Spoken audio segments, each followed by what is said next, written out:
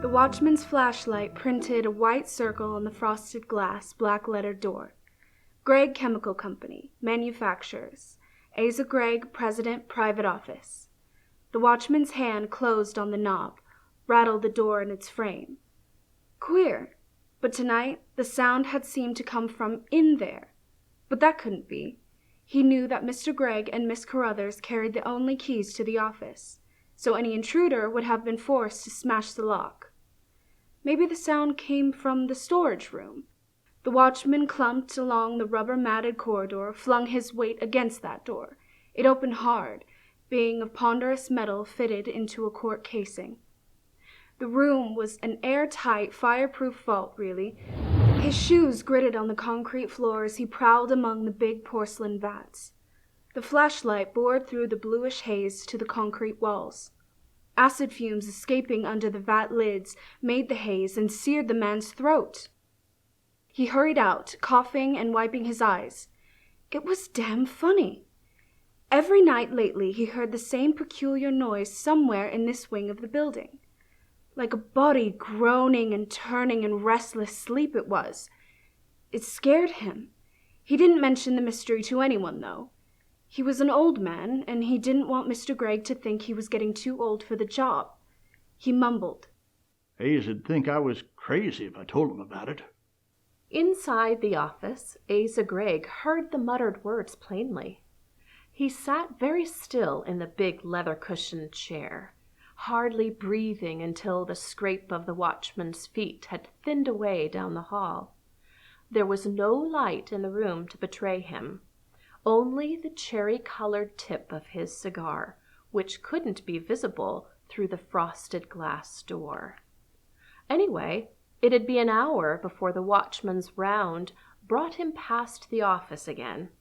Asa Gregg had that hour, if he could screw up his nerve to use it.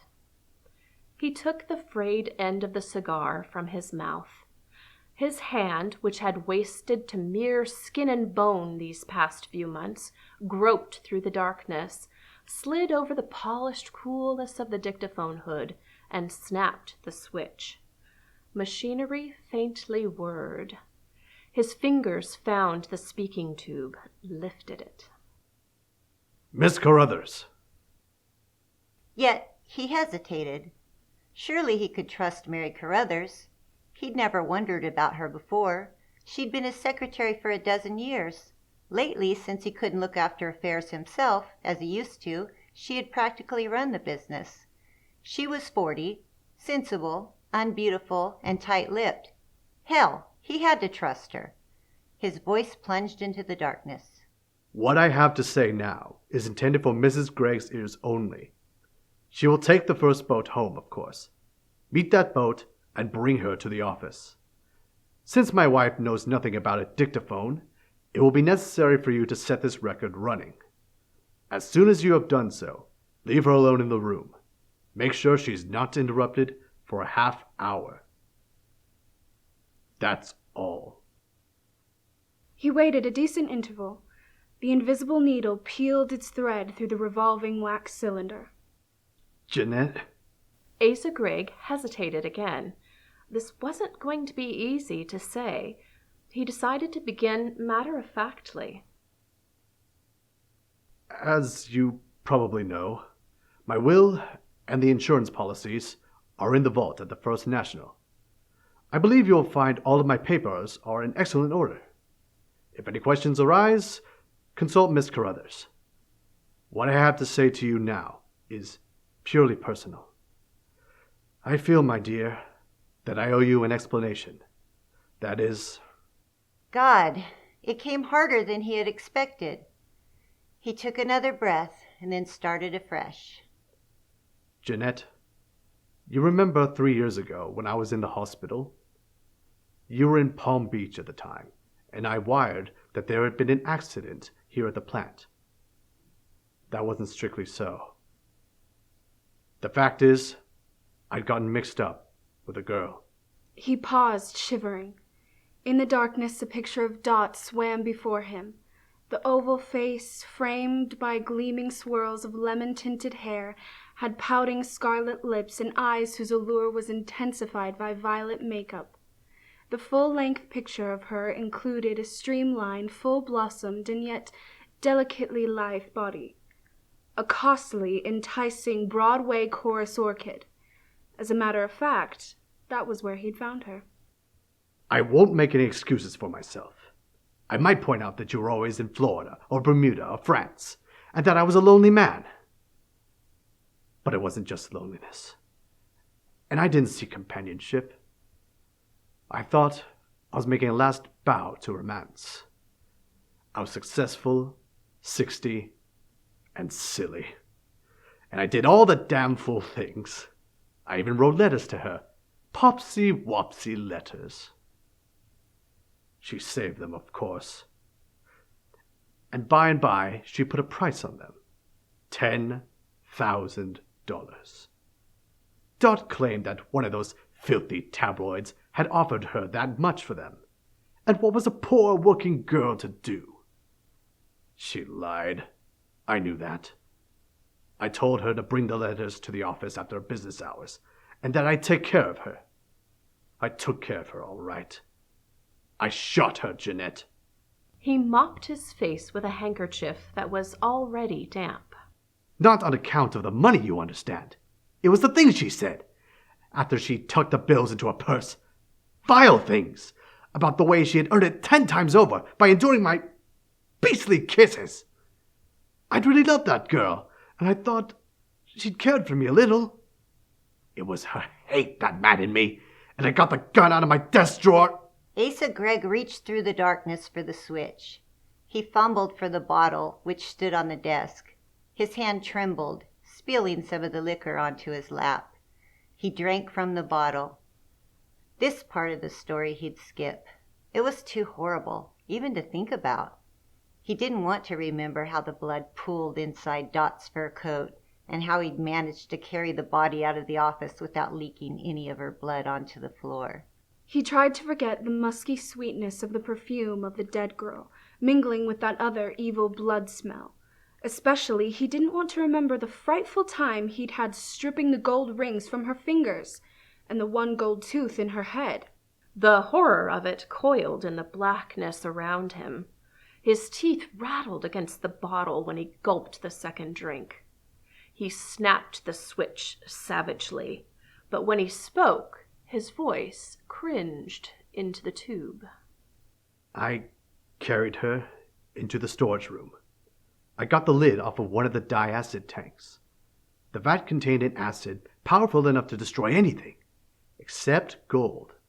In fact, the vat itself had to be lined with gold leaf. I knew that in 24 hours there wouldn't be a recognizable body left. And in a week, there wouldn't be anything at all. No matter what the police suspected, they couldn't prove a murder charge without a corpus delicti. I had committed the perfect crime. Except for one thing. I didn't realize there'd be a splash when she went into the vat. Perhaps, he thought, his wife might mistake that laugh for a sob when she heard this record. Now you understand why I went to the hospital. Possibly you'd call that poetic justice. Oh, God! Again, he thumbed off the switch and mopped his face with the damp linen. The rest! How could he explain the rest of it? He spent a long minute arranging his thoughts. You haven't any idea. No one has any idea of how I've been punished for the thing I did. I don't mean the sheer physical agony, but the fear that I'd talk coming out of the ether of the hospital. The fear that she'd been traced to my office. I simply hidden her rings away, expecting to drop them into the river. Or that she might have confided in her lover. Yes, she had one. Or suppose a whopping big order came through and that tank was empty the very next day.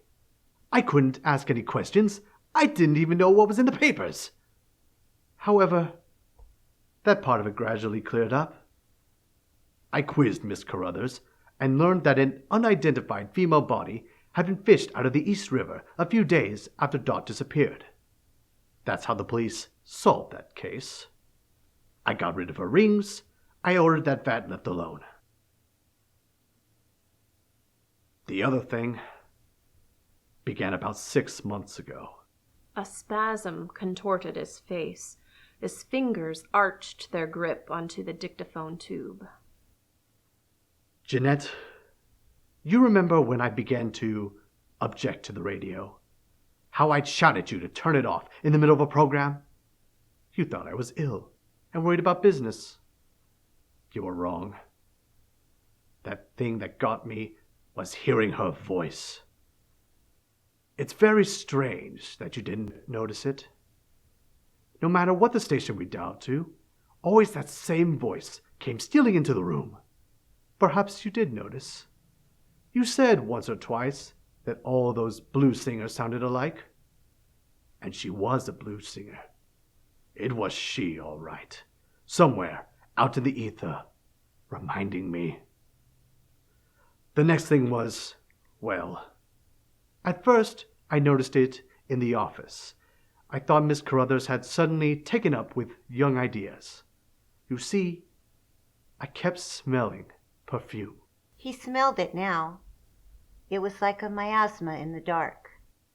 It isn't anything that Carruthers wears.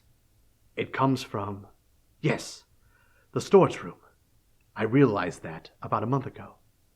Just after you sailed, one night I stayed late at the office, and I went in there. It seemed to be strongest around the vat. Her vat. And I lifted the lid. The sweet, sticky musk smell hit me like a blow in the face. And that isn't all. Terror stalked in this room. Asa Gregg, crouched in his chair, felt the weight of fear on him like pressure on a submerged submarine. His cigar, pitched to his knees, dropped to the floor. You won't believe this, Jeanette. You will say that it's impossible. I know that. It is impossible. It is a physiological absurdity. It contradicts the laws of natural science. But I saw something on the bottom of that vat. He groped for the bottle. His wife would hear a long gurgle, and then a coughing gasp. The vat was nearly full of this transparent, oily acid. What I saw was a lot of sediment on the golden floor, and there shouldn't have been any sediment. The stuff utterly dissolves animal tissue, bone, even the common ores, keeps them in suspension. It didn't look like sediment either. It looked like a heap of mold, grave mold. I replaced the lid. I spent a week convincing myself that it was all impossible, that I couldn't have seen anything of the sort. Then I went to the vat again. I looked, night after night. For hours at a time, I watched the change. Did you ever see a body decompose? Of course not. Neither have I. But you must know in a general way what the process is. Well, this had been the exact opposite. First, I stared at the heap of grave mold as it shaped itself into bones. A skeleton! I watched the coming of hair. A yellow tangle of it spouting from the bare round skull until, oh God, the flesh began making itself before my eyes. I couldn't bear it anymore. I stayed away. Didn't come to the office for 5 days. The dictaphone slipped from his sweating, slick fingers. Panting, Asa Gregg fumbled in the dark until he found it. Exhaustion, not self-control, flattened his voice to a deadly monotone. I tried to think of a way out. If I could fish the corpse out of the tank. But I couldn't smuggle it out of the plant alone. You know that, and so do I. Besides, what would be the use? If acid can't kill her, nothing can. That's why I can't have the lid cemented on. It wouldn't do any good either. Until 3 days ago, she hadn't the least color, looked as white as a ghost in the vat. A naked ghost, because there had been no resurrection for her clothing. I watched her limbs grow rosy, her lips scarlet, her eyes bright. They opened yesterday, and her breasts were rising and falling, oh, almost imperceptibly. But that was last night. And tonight, I swear it, her lips moved. She muttered my name. She turned. She had been lying on her side, over onto her back. The record would be badly blurred. His hand shook violently, bubbled the tube against his lips. Greg braced his elbow against the desk. She isn't dead. She's only asleep. Not very soundly asleep. She's waking up. The invisible needle quivered as it traced several noises. There was his tortured breathing and the clawing of his fingernails rattling over the desk. The drawer clicked as it opened. The loud click was the cocking of the revolver. Soon, she's going to get out of that vat. Jeanette, forgive me. God, forgive me. But I will not. I cannot.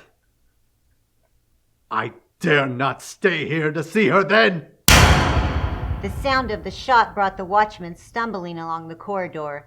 He crashed against the office door. It banged open in a shower of falling frosted glass. The watchman's flashlight severed the darkness and printed its white circle on the face of Asa Gregg. He had fallen back into the chair, a blackish gout of blood running from the hole in his temple. He stared sightlessly into the light, with his eyes that were two gnarls of shrunken brown flesh, like knots in a pine board. Asa Gregg was blind. Had been since that night 3 years past, when the acid splashed.